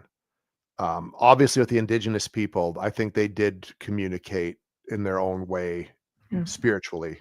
I wouldn't say with telepathy, but I think it was more spiritual in nature. And I know the closest things I've had to Sasquatch experience would have been done more on, I think, the quantum, Yes, like the pure frequency level, like yes, something letting me know it was there and I'd be feeling it and the need to get out of there. You know what I mean? Like I think yes. The fight that's or the flight kicks in, and that's kicks it. in big time. And it was like, I'm Yeah, getting out. So yeah, yeah, I think that would be the same in terms of communicating, say, with an Ogopogo. yes. Well, I mean, they manage it, we had a lot of, I mean, the ancients always seemed to have a way to do this because they had a healthy respect. We all need to follow the ways of the indigenous. I completely agree I with agree. that. But I do believe that we can telepathically communicate with these beings, and you look at the size of Ogopogo, and you try you have to realize that people might look at that and go, "Oh, come on." Okay, you can't communicate like that, but because 'cause you're just this little wee little bitty person. But I think you could do it, and I'd be curious to see if anybody has ever tried, aside Yeah. from the indigenous. Like, now you wanna make a connection? That's your next mission, Jason. Get on that sailboat. I have to figure out how to do that stuff first. I know. You get on that sailboat, get your But team in place, get your camera ready, and just, zen I'm out. going to will it to the surface. Why not? Well, like, Why not? when you look at Colleen's story too, because I don't know if you remember that, she talked about it in the documentary, and it comes up in the book that, like, her mother Mm, had just died, and she mhm. didn't wanna go sailing on that October day that she saw it, but she sort of put it out to the universe that, "Give me something to forget, just stop thinking about my mom for a while." Yes, And she has that experience. it was great. Like, that's a pretty interesting little spiritual hook to that whole experience. Well, it is because I love the comment, comment gives you big. Yeah. Like, you're not getting bigger than that, that's for sure. But No, but it I think that's really was. neat that that happened, It like, that's you can't just shrug that You off. can't, I you don't think can't. so. See, it's one thing to look at the photograph, but when you look at the whole package, everything together, the fact that these people were there and that it was so calm and the spiritual message and everything, it's like the perfect storm of an ideal situation, Yeah. you Yeah, know? that's how I see it too, right? You have to look at the whole experience. I find that with paranormal investigation, all this stuff, there's a whole experience to it Mm, that you can't explain, and then when you try to explain it to people, that's where the people get dismissive about it. It's you know what I mean? mm, Like, because it's like mhm, science doesn't wanna look at the spiritual side of thing, but you gotta look at when it comes to paranormal, you gotta look at it from all the various angles, and that's where I mm, think you're gonna get your answer, and I mhm, think it's a real opportunity for us as people Mhm. to engage with our planet in a very different way. Like we, as a team, we've always done investigations a little more on this, more on the scientific side of things, which is Yes. something we're not abandoning. But we have some people on the team now who are getting a little more, bring a little more spirituality to it. And Peter's saying when he first started in England, they did go more spiritual. You trusted your instinct and your feelings more. Mhm. And we're Mhm. trying to do that now too, with the scientific method also applied to it. And we've had some Mhm. really interesting experiences lately that way. Mhm. Well, I like how you mentioned like the scientific aspect of it because science is like, oh yeah, we science in the field. So you're bringing a laboratory. Yeah, It's into the like, field. do you want me technical? Oh, you mean tools of the trade? Okay, that's a bit different. Yeah, But I mean, I think technology is really, even in that field has really picked up. There's some really like amazing people out there coming out with great, devices to try. yeah, I'm also people that think I like blinky things and stuff, not so much. But I've done a lot of events where people want to know, does it exist? Yes, it exists. Does yeah, it work? Well, no. Here's what it costs you though, just so you can watch a blinky, yeah. So A blinky light. Yeah, these blinky lights. But I'm a firm believer, in the common sense and the pen and paper and just a regular camera. And I love doing voice recordings and I'm old school. I still like tape. the reel to reel tape. Yeah, that's awesome. Any a cassette tape. I'll take what I Yeah, can get because when you're out in the field, you can't be lugging one of those big suckers around. But no, I true. do like, but I do like tape. And you don't record on the same side, just having a bleed through. It's like I'm old school like that. I really dig that. And that's why I was so compelled when I saw this videotape, 1968. I'm like, see, it's simple, Yeah, but it's so effective because you can't debunk it. no, Like what's in this day and age, what's sad, I used to do these large events and I had a woman come up to me. She goes, I want to share a photo because we'd have about 120 people a night. She goes, I want to share a photo and a negative of a spirit that was captured at this location. I said, absolutely. Come as my guest and you can, please share it up. Do you know that kids, even like into the teen years, had no idea what a negative was? They looked at that and they're like, what is that? She's like, really? that's where the film comes from. That's Yeah, I know. But it's like we're living in this digital age, and now we're getting into this age of AI. It's just like the meat and the bones of what old traditional research was. It's a thing of the past in so many ways now. but I You think know. it needs to come back because I think that's where you're going to get Yes.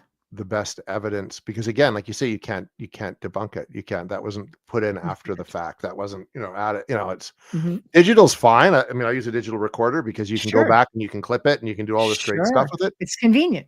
It's convenient, but someone else can come up to me and say, "Well, you just put that in, and you went into WavePad after the fact, and you dropped in a sound effect." And it's like, "Well, no, I didn't Yeah. actually." Yeah, but thank you. But thank You know, you so much but for saying I'm a fraud. I appreciate that. Like, do you not know who I am? I'm a skeptical guy besides that. So I know but that is, I think, what we are going to be seeing more and more of. And I think moving forward, and I mean, I would love to see the full on research go on with Ogopogo. It's an incredible story. And when you see that photo, you realize that you see the gentleness about it. And I think people could look at that, but the being so conditioned to believing that this isn't even a thing, Yeah, so it takes away from could be a really magical moment for some people who have been looking their whole lives for some kind of definitive as you can get, enough definitive to make you want to go in. There's so many little blips of yeah, information there to make you want to go in and actually find the definitive. yeah. Well, I know Eli and we scrutinized that photo and we agonized over that photo, and in the end, we came to the conclusion that we believe they took a picture of Ogopogo. Probably one of the more compelling pictures that's ever been taken of it. I agree. Um, and I I'm agree. sure that irks people who have been trying to get photographic evidence forever. You know what I Yeah. mean? And Yes. a couple of people on a sailboat got it. Yes. I think that's where some of that animosity comes from, and the naysaying. That's just it's my opinion. Mm. Well, Um, I respect you as a researcher. So, when you looked at that and said, "Yes, I believe this is what it is," because I know you don't just take things that lightly. You're no, not no, Mr. you You're can't. not Mr. Pareidolia. No, no, You're no, gonna no, you're no. gonna dissect something, right? You're going Yeah, to look at it and really look at it, and you know. So when you're saying, "No, this is a thing," then I respect you as a researcher. Say, "No, if he says it's a thing, it's a thing," because I you're not appreciate afraid that. to Thank say you. this isn't a thing. As much Yeah, as no, I'd and like if I to didn't think it believe was it's a a picture, I thing. would say it. If I had thought, if there was Yes, any doubt in my mind, I wouldn't have said what I said. Like any exactly. doubt in my mind. Yeah, exactly. So now we're faced with, okay, there's this potential for really great research to happen, but we're beyond the digital age now. We're in the age of AI. Can you trust what's going to come out? Somebody out there is going to want to top that picture. Oh, for sure. Yeah. And and that video, and are you going to be able, how are you going to be able to even trust it now? Like, how do you filter through that as a researcher and a filmmaker? So carefully. Like that's the thing. It makes it You like sound so exasperated there for a minute. I am. Well, I'm just saying I watched a YouTube video today that was Yeah. entirely created with AI and it was very convincing to me. It was just like a Wow. BS comedy thing, but I'm like, wait a minute. Like that's Yeah. and so it That's makes you pause. Like I think it's where you had your integrity, our integrity as investigators now matters more now than it ever has, I think. Mhm, Um, to kind of, I'm not big on like I've got to go out and make a name for myself, but if my work is important, so I've got to mhm, be very careful what I present and how I present it, and make sure mhm. it Yes. stands up to scrutiny, right? And I think Mhm, that's the only way. And then when stuff does come out, you've got to put it to the test, like every little bit of mhm, footage that comes forward, you have to kind of really scrutinize it, and if you mhm. can, like, run it through, I don't know what they do, the accuracy, the tests for Yes. accuracy, that kind of thing, right? It used to be before you had to look for like the zipper on the the ape costume, and that was it. Or it It was was so really easy suited, back then. or Yeah, someone making a yeah. foam latex model of a plesiosaur and putting it in Loch Ness, like I know. it's way The beyond that tin now. pie I plate mean, from from the yeah, tree. Yes, yeah. I know. It's pretty bad, it shows your age a little bit when you actually remember stuff like that. I But do though. I know, same. Simpler Same. times. Yes, Um, yes. I think it's gonna make our job a lot harder to be taken seriously. I think that's what it's gonna come down to, and we just have to really be extra careful in our investigative methods and our filming methods, Mhm. and just make sure there's not, if we get something that it'll hold up, like, Yeah. against the other fake stuff Mm. or AI stuff. But even then, I think it's gonna be an uphill battle convincing people that a picture we took or a piece of video footage we took is real, unless maybe we do Mhm. rely more on get back to shooting on film, you know Mhm. what I mean? And doing, like, tape and things like that. I'd love to see it go back to old school. I think, and maybe as researchers, that's what we have to start leaning on, no matter what you're researching. I mean, maybe we need to go back old school, go out there and find all these old cameras and just keep it simple. Because I mean, let's face it, right now, what drives people? Media drives people. Mhm. And I don't think, well, I know, you know, I have filmed with some great people, and I have filmed with some people that are questionable, and they don't necessarily do their homework on, you know, on the research. Because it's about the ratings. Yeah. Show us what you have, and I think in a way that's like a double-edged sword, because now you're being hindered by that. So how many people are going to go out for that magical shot? Because we have media now that has become so comfortable with saying, "Hey, if you have something, just email us and we're going to put you Oh, on a paranormal show." caught on camera or something Hello, like you that, took right? the words right out of my mouth. See, Yeah. you can say things that I can't I've say watched because you're that the guest. show I know. So, in a and hotel room when I had nothing else to do. right, I dig the show, I dig the show, it's got some cool stuff, some It people get does. really great stuff, but I think it's shows like that, for example, that are going to draw in a whole other genre of people with respect to, us filmmakers, or they're going to have to start being more diligent about some of the information or some of the stuff they're looking at. There was one I saw, it was, a haunting at this ranch house, and, Kieran O'Keefe was on it. And he was really said he Yes. was really excited because he goes, Yeah. "This is either the most elaborate hoax I've ever seen, or they've Yeah. captured the most compelling evidence I of a know. haunting ever," because it had everything you'd want from a haunting. Yeah. But see, he's logical too, like He's yourself. super Like, he's logical. just I think he leaned exactly. it towards it being a hoax in the end, but it was because it was Yeah. just too much. It was too I mean, Yeah. I would make a case study out of that house. I'd buy it off the people and kick them out and stay there for the rest of my life and just document it if it was that active. You know what I mean? Like, it was Yes. too much. But I think Yes. that's the risk, because people now will want to be on a show like that, so they're gonna make this stuff up to be that Mhm. interesting where it will get on television. I won't say these kind of places don't exist. I mean, I've Oh, they do, investigated for sure. great places. I mean, we've had a place that was ridiculously haunted, you know, but you would have to be camped out like 24/7 just for some random event to happen. It'd be a good one, but Yep. it's not gonna happen the way like, you can't just sit there and it's not like a circus act. No, it's not. We go to Gooding, Idaho, where there's a tuberculosis clinic, and we Mhm. will spend 5 full days, 24/7 there hanging out, and See? we get amazing stuff, but we're living there. Like, Exactly. that's how you get it, Exactly. you Yeah. know? And people will say, "Well, have you ever had experience at the house?" All the time. But it's when you least expect it. I'm not sitting Yep. with the camera going, "All right." You know, Now it's I'll time. I'll Go I'll jump walk into for the me. house, the door will swing open, and I'm like, "Hello?" You know? So this house is quiet. I sold that house. This house is quiet. I like it. I Yeah, like it. It's a welcome change because, you live in a highly active location. It gets to be a bit much.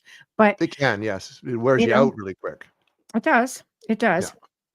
But, I'm so glad that you just came on and talked about this because it was such I enjoyed the book so much, Thank you. honestly. Thank you so much. Yeah, I can't tell you. You covered pretty much everything. You covered your bases. I love the experiences. I love everyone you talked to. And then, of course, when I saw Chris Waters, I'm like, okay, see right here. Yeah. It's like a perfect handbook to go with this documentary.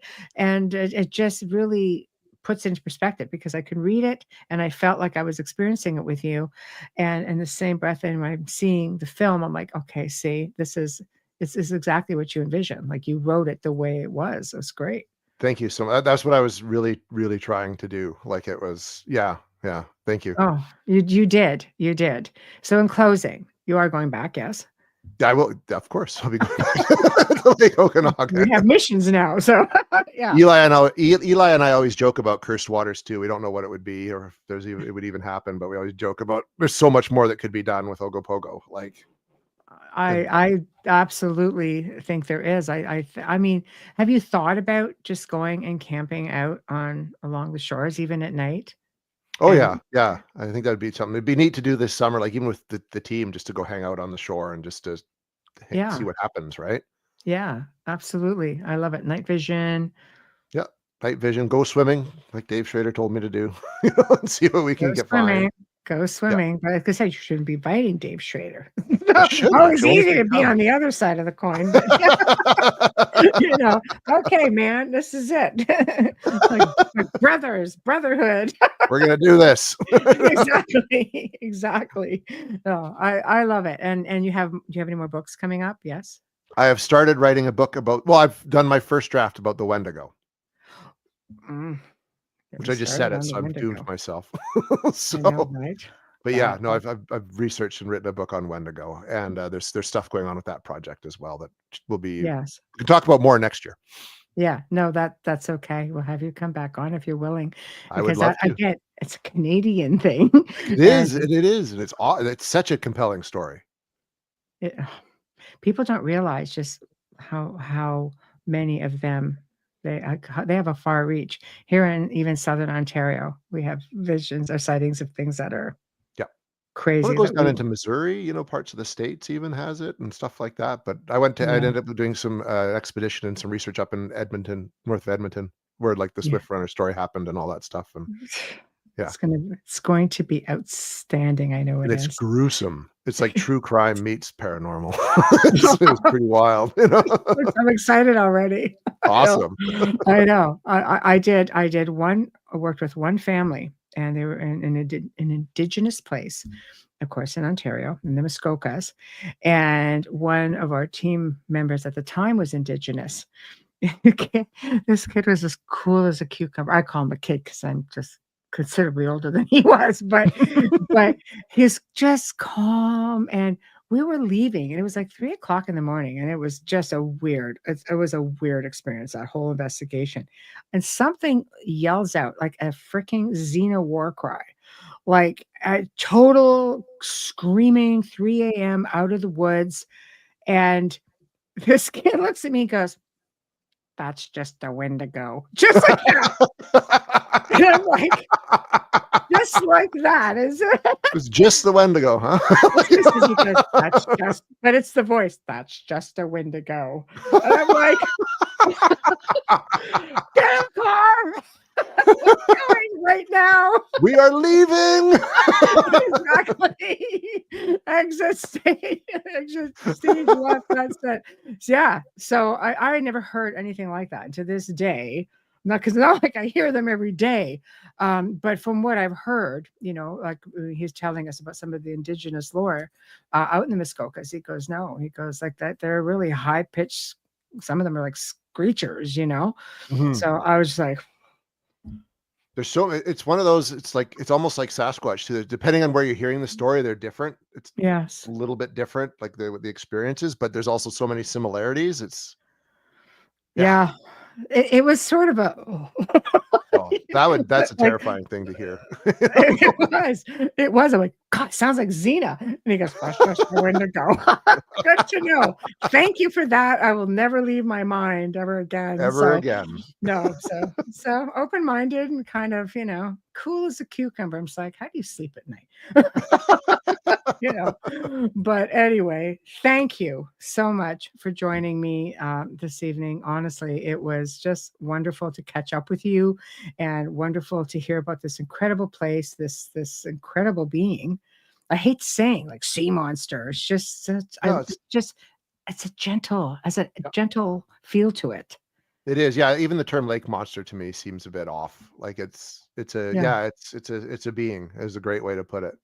Yeah. It's beautiful. When you look Yeah. at that picture, you feel the calm with it, and you look into the eyes, and it has this beautiful feel. So for all you naysayers out there, I don't want to hear it. Mason said it's good, darn it. I appreciate that. Thanks so much for having me on, Michelle. It's always a pleasure to come on and chat with you. Thank you. And I'm hoping we can do it again. You let me know when that Wendigo book. I will, absolutely. You'll be one of the first people I contact. It's coming out, and No, let's go. do it. Yeah. Yeah. But do it in the winter time, because that way you're not so busy during the summer. Yeah, well, we'll see.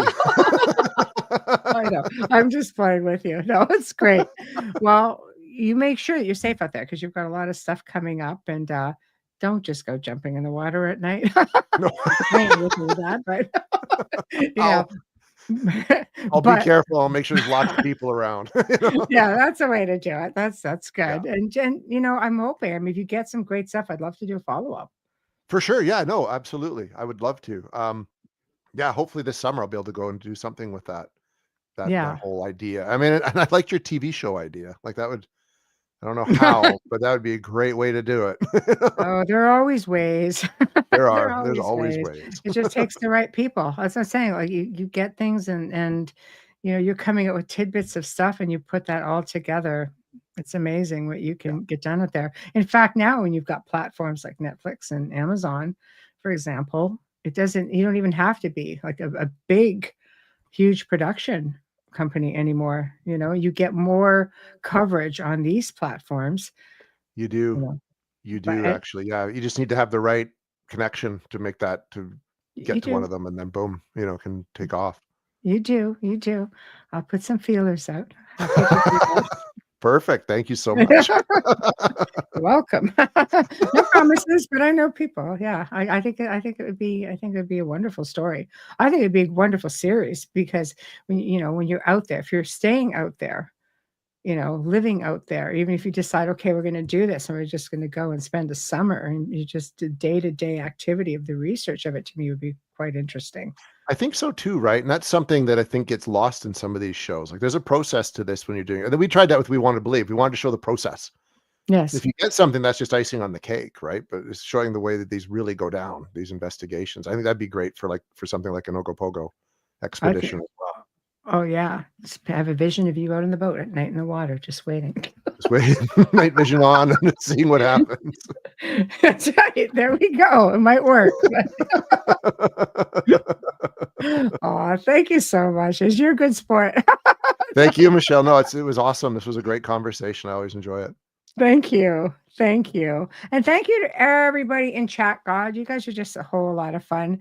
And so I usually put a lot of comments up, but I was sort of like into this too, to the point where my wheels just get turning every time Jason started getting this. Like, yeah, I just go there like a squirrel sometimes. Anyway, okay, guys, Tuesday, Beyond the Outer Realm, the new show, brings on Carol Ann Iderola for an uncensored discussion. It's going to get into my lab. It's going to get into weather. It's going to get into CERN. It's going to get into some just stuff that you're not going to find anywhere but Rumble by the time she's done with me, I'm sure.